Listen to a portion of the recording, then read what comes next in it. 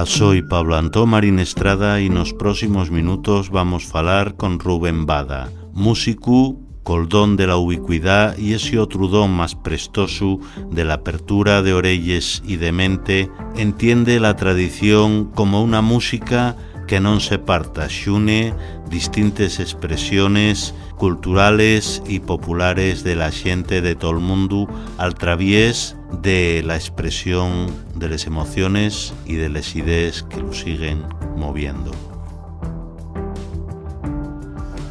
Nayuri, un espacio a Fallaizu pa falar posao.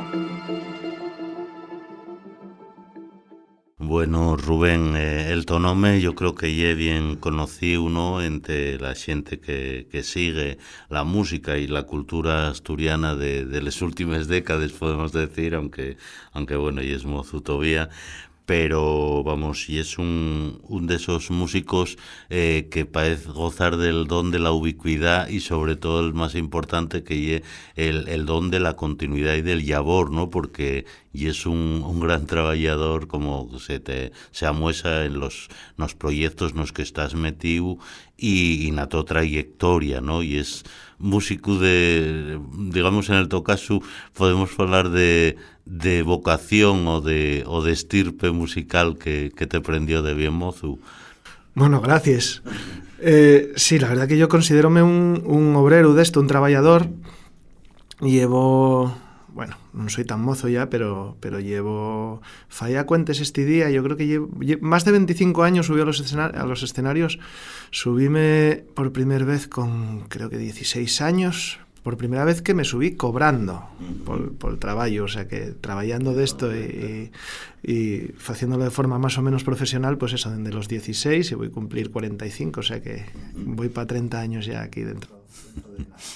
Y vamos, que criástete y hicístete, digamos, rapaces en un entorno como el de la comarca vilesina, como el de Corbera de Asturias, donde ese caldo de cultivo estaba ya echado, ¿no? Me imagino que eso, que aunque los tus inicios son de pueblín, tú naciste en un pueblín, ¿no? O criástete los primeros años sí. En un pueblín de Carreño. Sí, a ver, a mí nací en un Menavilés, pero yo los 2 primeros años de mi vida pasélos en Cardo, en Gozón, que es el pueblo de mi papá, y después de eso pasé otra buena montonera de años en Priendes, que es en el concello de Carreño, al otro lado del monte, y de ahí ya, pues nada, como tanta gente del rural asturiano, ya pasamos a un barrio de una ciudad industrial.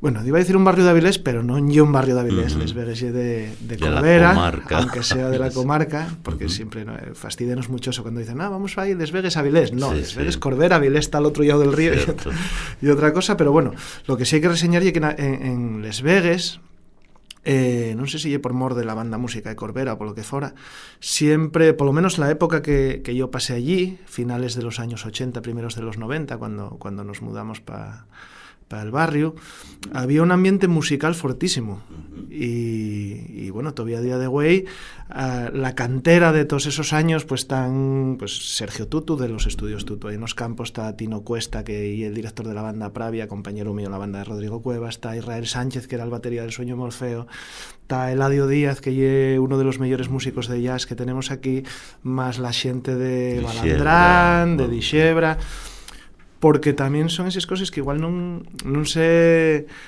vencella este tipo de barrios con la música e la cultura tradicional asturiana, pero yo en Les Vegas, vamos a decir, más de la mitad de Balandrán son de allí, había una banda gaites gallega, porque había mucha emigración gallega, mucho extremeño, entonces había mucha música popular, ¿no? Mucha música de regaño, mucha música del pueblo, más de lo que se podía esperar. Entonces, bueno, eso a mí marcóme un poco toda esa variedad de músicas, de estilos, de acentos, bueno, fue muy prestoso.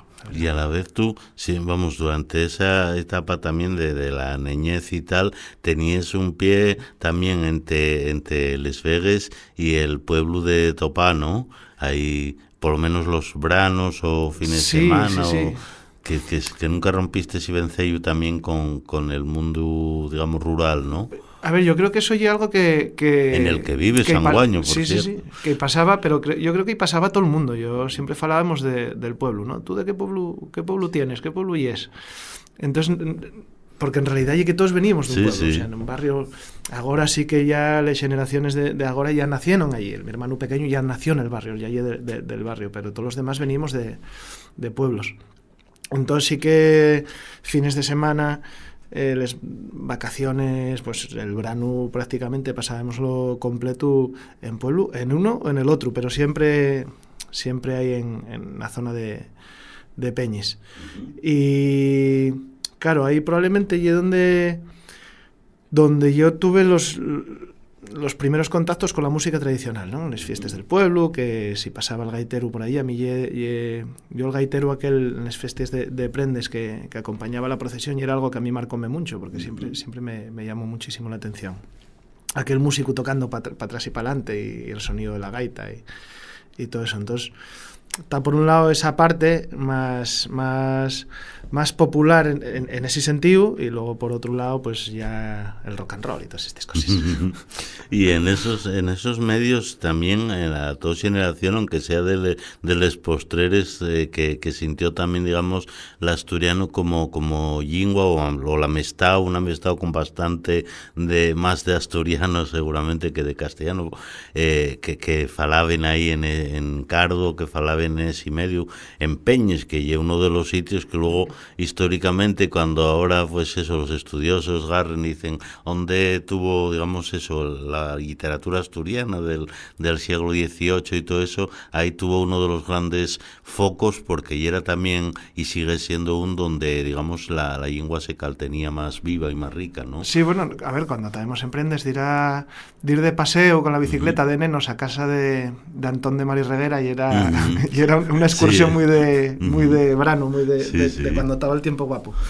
Y sí, a ver, yo tuve la suerte de criarme en un entorno donde se falaba asturiano, pero tengo que decir también que mi madre es portuguesa y mi abuela falaba portugués en casa. Mi abuela quedó trabajando la tierra, con lo cual nunca deprendió ni en asturiano ni en castellano, y lo único que deprendió fue las palabras que eran estrictamente necesarias cambiar porque no se parecían entre el portugués. Entonces yo tuve la suerte de criarme en un entorno trilingüe, ¿no? Por decirlo o casi cuatrilingüe, porque luego mucha parte también en Galicia, con lo cual por un lado falábamos asturiano, por otro lado falábamos portugués o gallego, y luego por otro lado ya en la escuela ya nos educaban en castellano, ¿no? Entonces tuve la suerte de criarme en ese entorno, que también apréndete mucho a tener las orejas abiertas, que eso para los músicos además es muy, muy importante, ¿no? El ser capaz de escuchar y de respetar. Y les mecigalles, antes también aludíes a los propios musicales, les culturales, ese es también marque, me imagino, cualquier, cualquier persona, cualquier vocación creativa, ¿no? Les mecigalles culturales, de sonidos, en este caso tú, como falabas ahí también de lenguas, culturas, procedencias, eso me imagino que te abre también los ojos y oídos, sino también la mente, ¿no? Hombre, claro, artista. Porque yo creo que es fundamental. Soy una fuente de riqueza importantísima, el entender que la endogamia no es sana. La endogamia, pues todos sabemos cómo acaba, que acaba con la muerte de la sociedad que es endogámica, ¿no? Con lo cual, todo lo que sea enriquecer, todo lo que sea aportar, todo lo que nos faiga movernos, no me gusta el término de avanzar, porque avanzar implica una dirección, y a veces no tenemos por qué ir siempre en esa dirección, a veces hay que pegar volantazos. Pero bueno, lo que yo estar en movimiento y estar enriqueciéndose y estar, pues no sé, descubriendo cosas nuevas, descubriendo, pues eso, otras formas de entender la vida, otras formas de entender el mundo, y eso yo creo que nos enriquece, ¿no? Y que ponga en valor pues lo que tengamos que poner en valor, y lo que tengamos que desechar, pues vamos a desecharlo también, porque igual nos pone contexto, ¿no? Entonces, bueno, yo creo que esa parte de bueno, de avanzar con la vida, ¿no? Cierto, y eso, digamos, llévanos a algo que me comentaste en más de una ocasión y tal, sobre un término que, bueno, que está muy mansuñado y a veces, digamos, también viciado, ¿no?, en el peor sentido de la palabra, que ye el de tradición o tradiciones. Tú falabas eso como algo más en el sentido de tradiciones, de pluralidad y de algo que compartimos con mucha xente, y sobre todo vivimos en un tiempo que se nutre de todas las tradiciones populares que llegaron hasta aquí. Y que a mí, ¿no?, el término tradición, hasta cierto punto, implica determinadas cuestiones que a veces no me prestan mucho. Entonces, bueno, puede prestarme el término tradición oral por denominar eso lo que se llama folclore, ¿no? Pero claro, folclore y una palabra extranjera que significa básicamente eso, ¿no? Claro, la tradición oral del pueblo, ¿no? Los usos, los costumes,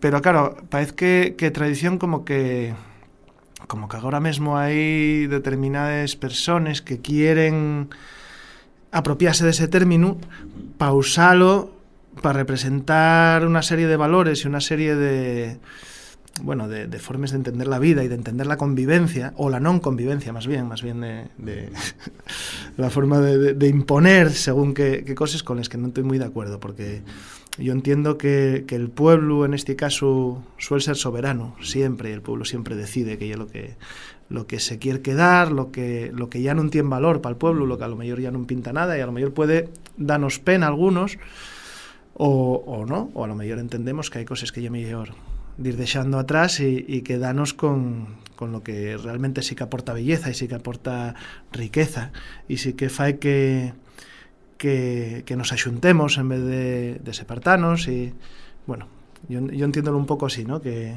lo que tenemos es que faer comunidad y faer, no sé, cosas guapes. Pero sí hay tradiciones musicales, y en cierta ocasión también me falabes de eso, de cómo entamó el tocamino a la música, aparte de esa figura tradicional del gaitero, que yo creo que eso marca a cualquiera también, y sobre todo esa presencia solemne, ¿no? Que non lle simple, seguro que no tiene el mismo impacto ver a, digamos, un músico na calle en una esquina y a lo mejor con una gorrina pidiendo monedas, que ver a alguien en la procesión del pueblo, en los sitios principales, y con ese sonido tan potente y tal. Pero el tocasu también creo que en esos inicios de ti cuando eres rapaz marcóte también el rock and roll más clásico, ¿no? A través de, vamos, el rock and roll de casi que de los 50 o los 60, del Chuck Berry, de toda esa gente, a través de alguien no sé si era amigo tuyo o familiar, ¿no? Que escuchaba ese claro. tipo de música. A ver, yo tenía un primo tengo un primo que era muy fan de la música, y él gustaba mucho toda la música, todo el rock and roll primitivo de aquella época de los años 50, todas las grabaciones de Sun Records, y eso a mí marcóme muchísimo porque a mí gustaba mucho también. Entonces gustábame mucho, y tuve la suerte de tener un primo que tenía una colección de vinilos, porque de aquella evidentemente no había internet ni era un tipo de música que se pinchara mucho por la radio. Entonces, bueno, tenía una colección allí de vinilos a disposición mío que fixeron que en la época yo tuviera una cultura musical bastante diferente de la que tenían los mis compañeros, ¿no? Mis amigos o mis collacios de la escuela o lo que fuera. Porque bueno, con 10, 12 años pues escuchaba mucha música, y de un tipo que no era lo habitual. Entonces yo era un poco friki para eso. Yo acuérdome eso, que en quinto, sexto de XB, que y eso, con 11, 12 años, yo era súper fan de los Cramps y de los Stray Cats, cuando el resto del mundo escuchaba otra cosa, o nada. O seguro, vamos, porque en esa zona ahí en Les Vegas, como en todas las zonas de barrios así trabajadores y eso, seguro que entre la sociedad, o sea, predominaba el heavy o ese tipo de sonidos ahí que hieren. Bueno, había un poco de todo. Había un poco de todo. Entonces, claro, yo también, por otra parte, a ver, yo nunca tuve zarrao a ningún estilo, nunca fui... aunque sí que me tiraba lo que me tiraba, yo nunca fui parte de ninguna tribu, ni de nada así. Yo tenía otros amigos ahí en el barrio que eran muy fans de Barricado, que me pasaban cintas de Anthrax, de todo el thrash metal y de todo esto que había en la época, y que también me marcaron mucho. Hay cosas que escuché mucho y hay cosas que no. Lo que pasa que, bueno, yo siempre tendía a gravitar alrededor de esto del rock and roll, pero bueno, también acuérdame que tenía una cinta de cumbies por casa que a mí encantaba, del Cuarteto Imperial. Entonces, bueno, es decir, que yo siempre tuve las orejas como muy abiertas a todo lo que me aportara algo, o todo lo que me hiciera sentir algo, más bien, ¿no? Porque al final el arte o la música o lo que sea, pues bueno, yo creo que tiene que tocarte de alguna manera. O no, a lo mejor, quiero decir, ese sentimiento nada más que pásalo bien, no tiene por qué tener una retórica súper complicada detrás, ¿no? Pero por eso, yo siempre lo que me gustaba y me hacía pasar un buen rato, yo consumía, no tenía ningún problema. Y la tu conexión con el folk, que también tiene que ver a lo mejor un contexto donde ahí hay, digamos, historia ahí de bandas desde los míticos aquellos, me parece que eran Hierbabuena, el nombre de los al principio de los 70, Hierbabuena, o no, vamos, un de esos primeros grupos de folk que hubo. Madreselva, decía que hierba, sabía yo que algo de hierbas tenía. Y después de Trasgu, con todo lo que empieza luego posteriormente, Balandrán, donde estás ahí, ¿cómo llega esa conexión tuya con ese otro tipo de sonidos? Y en concreto con los instrumentos, que aunque pues ella es multiinstrumentista, pero vamos, con los que más eso llegóme por un compañero del instituto que un día pasóme una cinta. Él tocaba el violín, de hecho ahora mismo es violinista de la OSPA, un músico tremendo, y de aquella tenían un grupo folk, y él empezó a falarme de ese tipo de músicas y tal. Entonces pasábame cinta, esto que fallamos de aquella en vez de mandarnos enlaces por WhatsApp, pues compartíamos cintas de casete, que mucha gente igual ni saben lo que son. Pero bueno, entonces pasóme un par de cintas de un par de grupos irlandeses, y él decíame, y en La Voz Iván, evidentemente, que eran como, bueno, y que La Voz Iván son un grupo irlandés que fueron como un poco los padres del invento, ¿no? El formato de grupo folk que más o menos todos tenemos na tiesta cuando se fala de ello, y un invento de este grupo de La Voz Iván.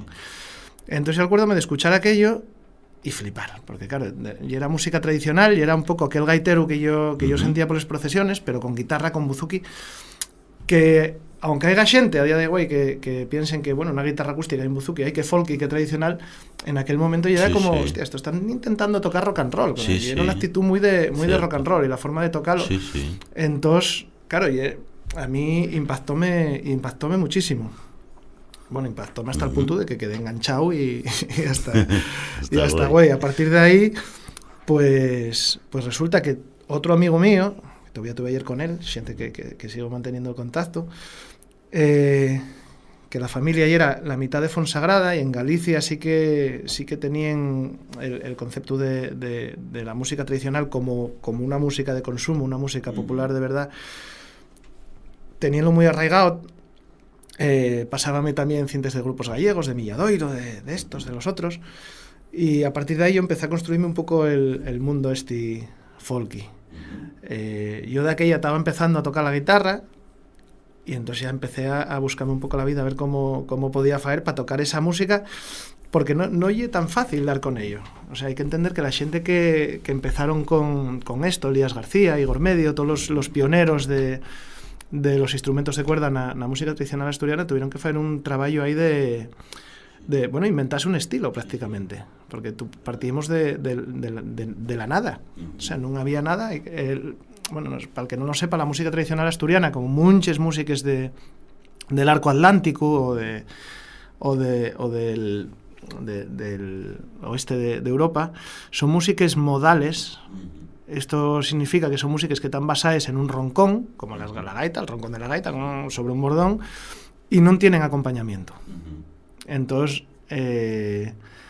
y es lo que diferencia principalmente las tradiciones musicales del norte de la península con las del sur de la península, donde sí que hay guitarras, sí que hay instrumentos que toquen unos acordes por detrás. La música de aquí eso no se entiende, y por eso las melodías asturianes tienen como unos rasgos que les fai muy, muy especiales, ¿no? Entonces, claro, como no tienes nada en lo que apoyarte, tienes que básicamente descubrir cómo se fai esto, y cuando quieres respetar un poco el cálter de esa música y la esencia de esa música, pues bueno, tienes que hacer ahí un trabajo bastante importante hasta dar con algo que funcione.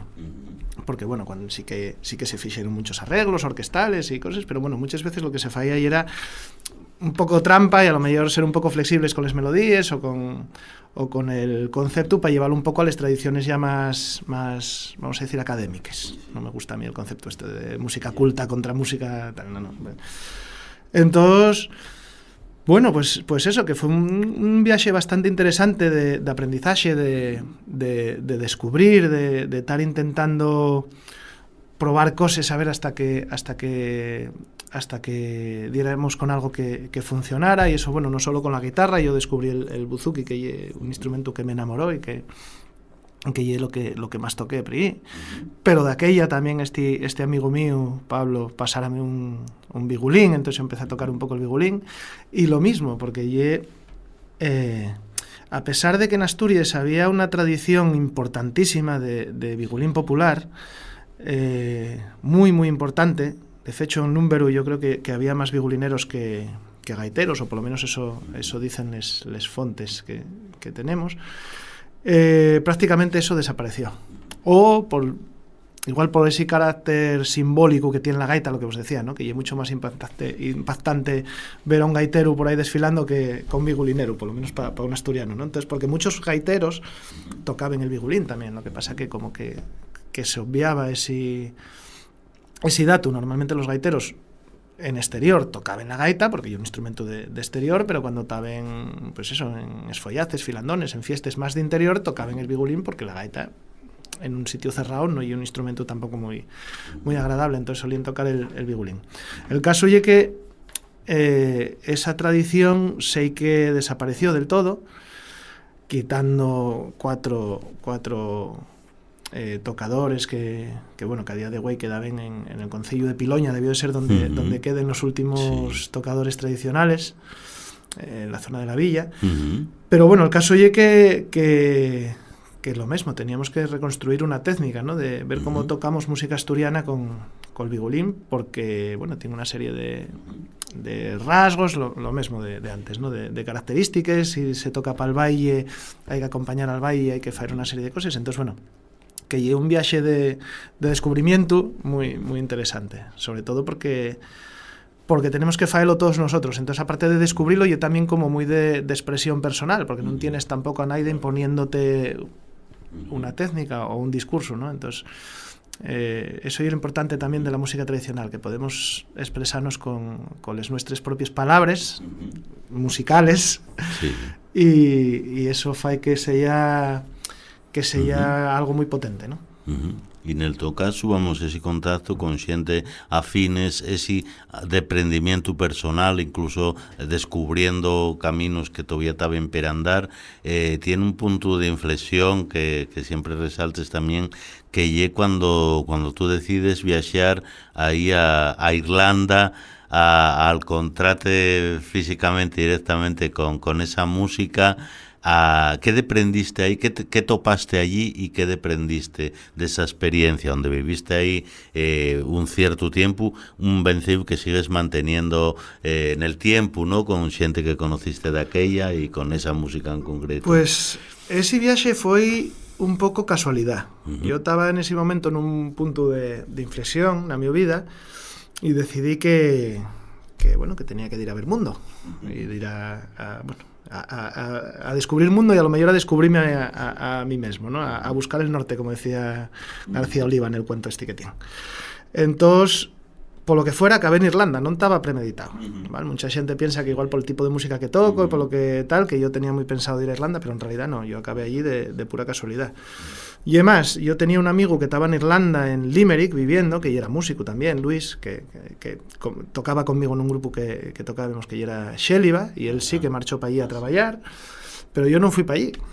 Sí, yo, de hecho, acabé en Belfast, que ya está como la otra punta. De hecho, a nivel administrativo, ni siquiera Irlanda, y es parte del Reino Unido. Sí. Bueno, esa cuestión vamos a dejar otro día. Pero bueno, yo acabé en Belfast, por casualidad. No llevaran instrumentos musicales siquiera. Yo iba allí a otra cosa. Yo ya planteara que eso de andar por ahí de titiritero y fiendo el tonto con la música ya tenía que...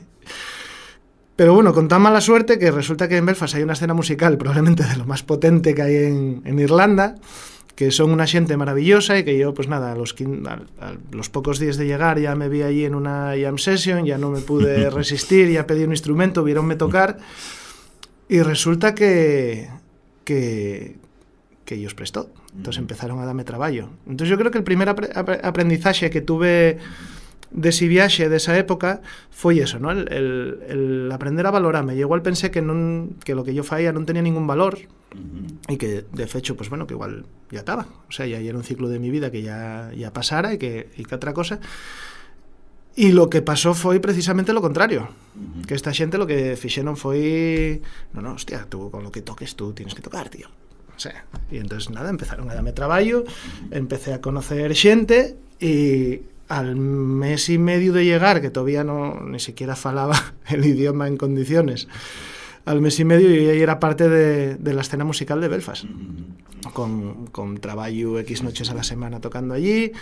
Entonces, bueno, empecé a conocer músicos importantísimos de la escena irlandesa, Donald O'Connor, que es un violinista que además es productor de la televisión, tiene programas allí, y un músico maravilloso, de una estirpe de músicos de familia de esa zona del norte de Irlanda. Voy a decir Ulster, para el que no lo sepa. Ulster no es Irlanda del Norte. Aquí simplificóse siempre en las noticias, siempre se falaba en los 80 del conflicto del Ulster, pero el Ulster es bastante más grande. Y una provincia histórica irlandesa no tiene ningún valor, y es simplemente un concepto histórico.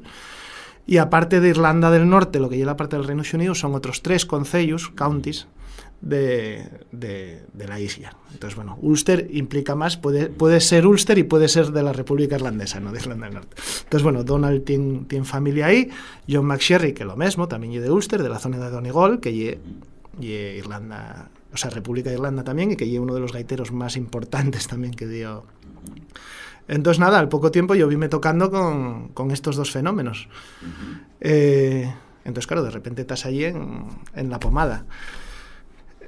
Y aquello fue una masterclass solo, bueno, ya de música irlandesa, de viajar por el mundo, de aprender otras culturas, de ser parte de otra cultura, de sentirte parte de ello, ¿no? De cómo me hicieron sentir parte de ellos, de la su cultura, del su país, de la su xente. Y eso enséñate mucho, ¿no? De cómo tratar a la gente que viene de fuera a enriquecerte. Y pon mucho contexto también cuando yo miraba para aquí siendo irlandés, ¿no? Yo acabé considerándome, de hecho todavía el otro día en el Festival de Lorient llegué, estaba aparcando el coche en el hotel y veolos ahí en la puerta del hotel, no sabíamos que estaban allí. Y entonces nada, ya nos vimos, pues tienes que venir a tocar con nosotros, ellos estaban con otro grupo, Donald estaba, y yo iba que coincidí con estos irlandeses, entonces de repente ya nada, pues ahora tú vas a ser esta tarde y es irlandés. Luego ya mañana ya vuelves a ser asturiano, ¿no? Entonces yo tengo ahí un poco el corazón partido entre esos dos. Entonces enseñóme mucho eso, a cuando estaba allí, que yo miraba para aquí, para Asturias, y muchas veces decía, joder, qué mongolos somos, tenemos esto que es una maravilla, y no miramos para ello. Y además enseñaronme ellos que, no, si lo que vos fai interesante y es precisamente esto, y en la vuestra lengua, y en la vuestra cultura, y es lo que vos fai especiales. Y eso no está reñido con ser parte pues bueno, del contexto administrativo en el que teis, o las culturas con las que convivimos, o sea, no... Porque hay mucha gente que a lo mejor piensa que si tú fales en asturiano y quieres trabajes por la cultura asturiana, quieres romper España. Y no se trata de eso, ni mucho menos, y es simplemente el valorar tu cultura donde tú naces, lo que tú yes, ¿no? Y que precisamente eso enriquece al todo, a un nivel ya global, lo que te digo. Entonces, Y básicamente lo que dependí de toda esta xente, que además acababan de salir dun conflicto de décades, por non falar ya de siglos, de la convivencia entre las culturas de ellos, y yo que esperaba un sitio bastante más turbio, bastante más sectario de lo que me esperaba, bueno, por lo que nos vendieron aquí en las noticias, encontréme todo lo contrario. Y un sitio donde la gente quiere convivir, donde la gente quiere apreciar la diferencia, donde la gente quiere valorar la cultura del otro, y donde lo que queremos es estar todos, pues, dependiendo los unos y los otros, de pasarlo bien, porque al final para lo que estamos en este mundo, ¿no? Que la vida son 2 días. Estar aquí para estar amargado no paga la pena. Entonces, a mí enseñaronme muchísimo. Y de todo eso, ese conocimiento que algamaste ahí, volcástelo después en todos trabajos con grupos, con bandes, pero como aquí tenemos que adelantar, dar un salto en el tiempo, y también yo creo que importante, otro punto de inflexión en la tu carrera, me imagino que fue el encuentro con Leticia Baselgas y la fundación del vuestro proyecto LR, ¿no? ¿Cómo canalizaste todo eso conocimientos? Supongo que es difícil resumirlo. ¿Cómo confluís ahí en ese punto? Dos artistas. Pues mira, sigo con filo ahí resumiendo rápidamente. Entonces yo quería terminar Yo tenía los mis estudios musicales a medio faer, sí, cuando estaba en Irlanda, entonces decidí volver para terminarlos. Entonces, bueno, yo volví, matriculéme en el conservatorio, terminé. Entonces yo soy titulado superior en guitarra clásica, yo tengo la carrera de guitarra clásica y tengo el grado profesional, lo que antiguamente era el grado medio de viola. Y yo, bueno, decidí que si me voy a dedicar a esto, por lo menos tener un papelín para el día que ya no me pueda dedicar a lo que yo fago, pues poder ganarme la vida medio dignamente. Terminé la carrera de música, coincidió que eran estos años de la crisis, que tampoco ya que tuviéramos mucho trabajo, entonces bueno, terminé la carrera como buenamente pude, y según terminé la carrera, conocí a Leti, que terminaba ella de doctorarse, con lo cual, en realidad, LR empezó de una forma muy, muy teórica, porque bueno, conocímonos, empezamos a tener una relación, y cuando estábamos así conociéndonos entre botella sidra, botella vino, pues teníamos estas conversaciones súper profundas de filosofía, de tal, de estética, de no sé qué, de lo que nos presta, de lo cómo no nos presta, de cómo entendemos la música, cómo entendemos la música tradicional. Aquí ya, mira, podemos entrocar con el término tradición y cómo lo entendimos cada uno. Entonces falábamos mucho de eso, ¿no? De que yo entiendo, como os decía, como algo abierto, como algo que está vivo, como algo que, pues que si va a cambiar, porque, como vos dije antes, el pueblo ya es soberano y el pueblo es cuey, que es lo que quiere faer con las sus costumbres, con la su música, con los sus cuentos, con lo que sea. Y Leti venía de un mundo bastante más ortodoxo, ¿no? Del mundo de la pandereta, donde no, esto tiene que ser así, esta canción no se puede tocar, que y eso de tocar una canción tradicional asturiana con un buzuki o con un bodran en vez de una pandereta, ¿no? Porque esto tiene que ser de esta manera. Y entonces yo dije un día, mira, a que toco un blues con la guitarra eléctrica y tú toques una moñera por encima, ya que va a funcionar. Y Leti, ¿qué dices? Eso es un poco menos que pecado, ¿no? Pero hicímoslo. Y entonces yo creo que ahí Leti tuvo una epifanía, y yo también un poco, porque yo ahí igual también me estaba tirando el moco, y yo en plan de, ya verás, esto funciona. Podría no haber funcionado. El caso es que bueno, como que hicimos eso y empezamos a preparar canciones. Pero bueno, sin más aquello, en casa un poco, vamos, nunca nos planteáramos faer un grupo xuntos ni faer nada xuntos. Pero un día llamáronme para ir a tocar a un chiringuito de estos de verano. Oye, ¿tienes algún proyecto para...? Y entonces pregunté a Leti, oye, ¿si vamos? Entonces fuimos.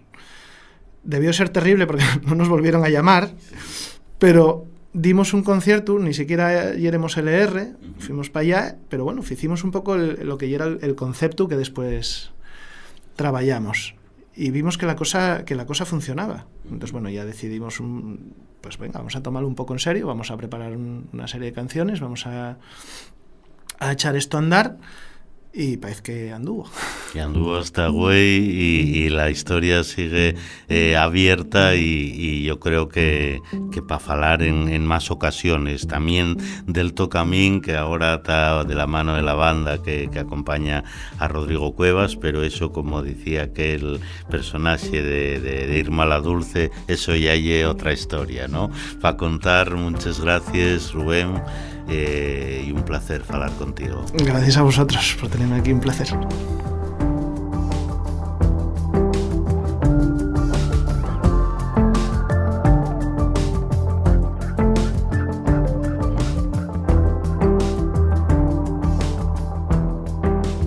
Nayuri, un espacio a Fallaizu pa falar posao.